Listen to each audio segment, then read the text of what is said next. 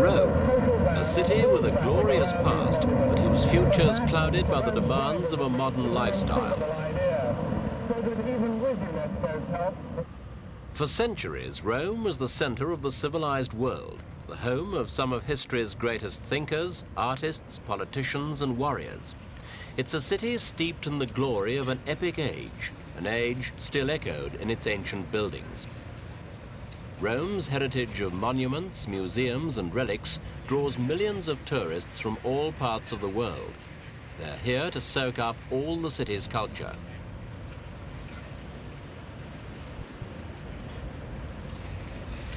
The city's fame is rooted in the past, but in recent years, the sad fact is that contemporary Rome has had more cause for shame than glory. One of its main problems has been water, most of it coming from primitive aqueducts built in the time of Emperor Augustus. The population's now about 4 times greater. The actual water supply, less than half what it was at the time of the Roman Empire.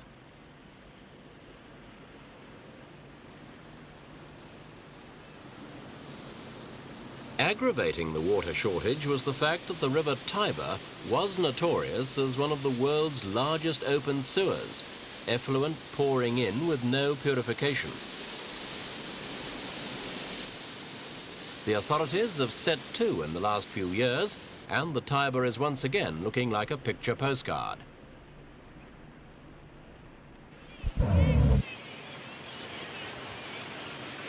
Again, a few years ago, infant mortality in Rome was on the increase. 26 deaths for every 1,000 births.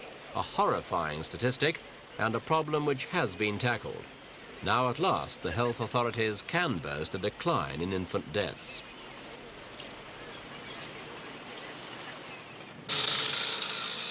Five years ago, living in the center of Rome was bad enough because of all the health problems. For the people who lived on its doorsteps, though, life was little short of unbearable.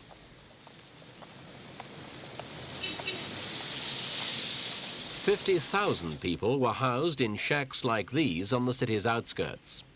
Today, they've virtually disappeared. Yet another sign that officials are finding ways of bringing the city back to a reasonable standard.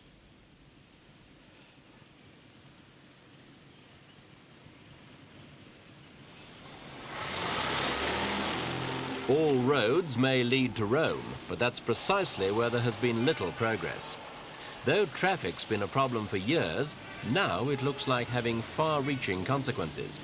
For it's cars which could lead to the eventual death of this great city. The problem's symptomatic of a general disease, an ancient city unable to come to terms with a modern way of life. The authorities have been slow to stop the rot, and rot it is. Buildings which have survived thousands of years of natural elements are literally crumbling under an onslaught of man-made fumes. Tourists tend to dismiss the sorry appearance of the monuments as the result of their great age, but many Italians realize that the decay has recently accelerated.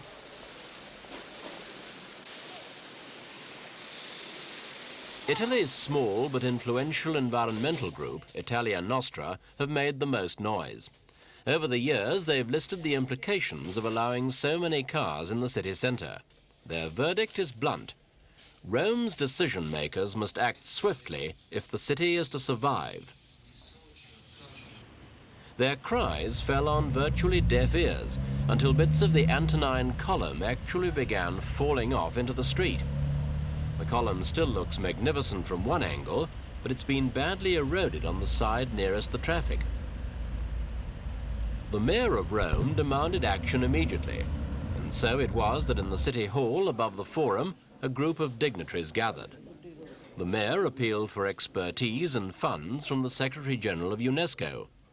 It's UNESCO which could coordinate any international rescue exercise here.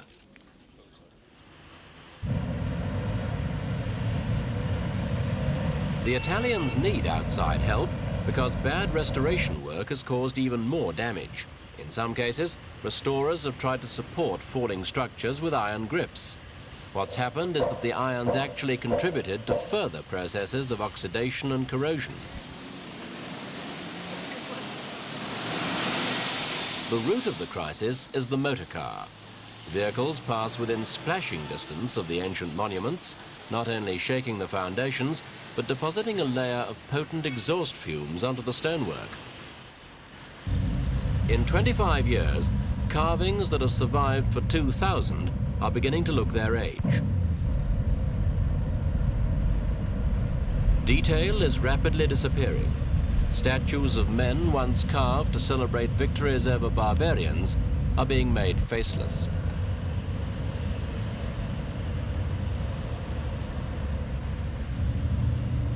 Among those who attended the UNESCO meeting was Rome's Director of Antiquities, Professor Adriano La Regina. Professor, how serious is the problem now as we stand here in, 1979?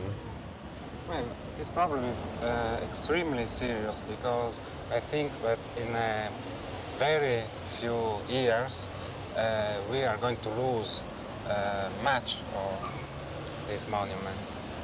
Do you mean then that we're going to lose all the detail on the monuments, or the monuments themselves? Well, first of all, we are going to lose the details, naturally, but details are extremely important in sculpture work, which is on these monuments. But after this, certainly we are going to have losses also in monuments. What's been lost is now gone forever, and without immediate action, the detail that is left will fade into shadowy reminders of the past.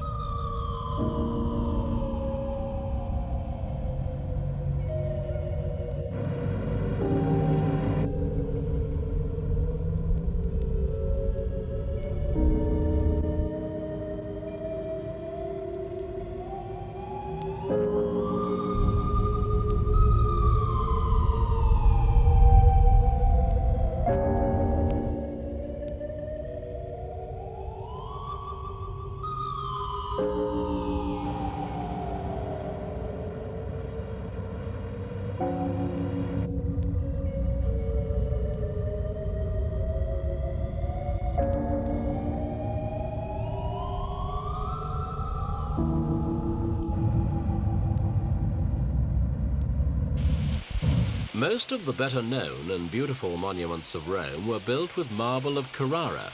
It's a marble considered to be more aesthetically pleasing than the common travertine stone, but it's generally more susceptible to corrosion, especially in humid conditions. What's happening now is that natural rainfall, combined with the city's pollution, transforms the marble into a much softer stone. A black substance forms on the carvings, and as it's washed away, it takes the vital features with it.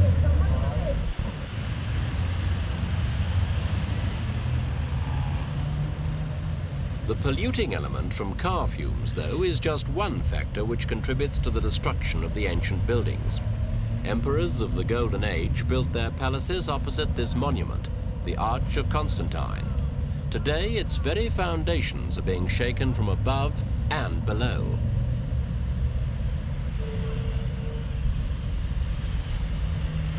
The Rome Underground runs directly underneath the arch, and the vibrations from it cease only during the early hours of the morning. In addition, traffic circulates around the ancient giant at all times of the day.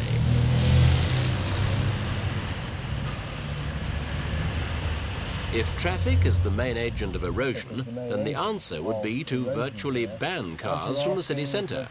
Isn't that really asking for the impossible? I do not think it is impossible. I think that this town, this city, should now begin to think herself in a different way and consider the possibility to have a different system of traffic, a different urbanistic view of herself. And if our authorities will have the will to do that, it will be possible.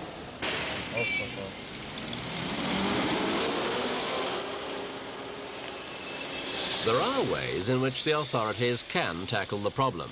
For example, in Rome, there are 4 rush hours a day. Office hours are generally from 9 to 1 and then from 3:30 to 7:30. People tend to get to work by car and then go home for their 2 to 3 hour lunchtime. This naturally causes congestion on the roads during both sides of lunch.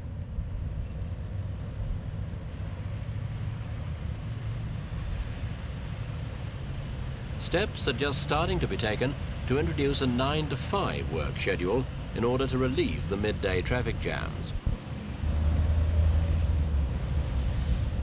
It's also being considered that near the historic buildings, parking should be banned and traffic completely barred from passing alongside them.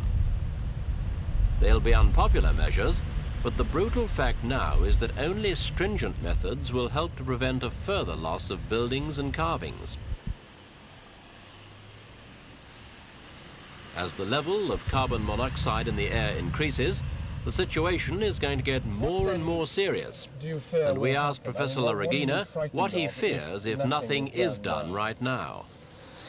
Well, I'm afraid we are going to have an enormous loss on the cultural point of view, first of all, because we are going to lose the fundamental documentation of the history of Roman art.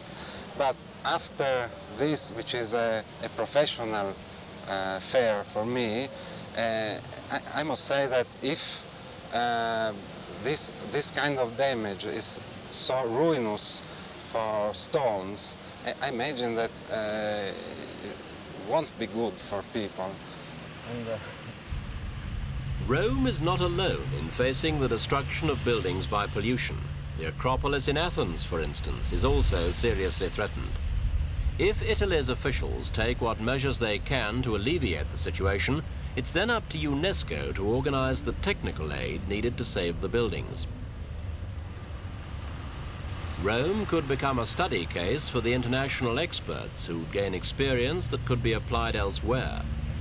But unless the problem's tackled immediately, the face of Rome will continue to fade beyond all recognition.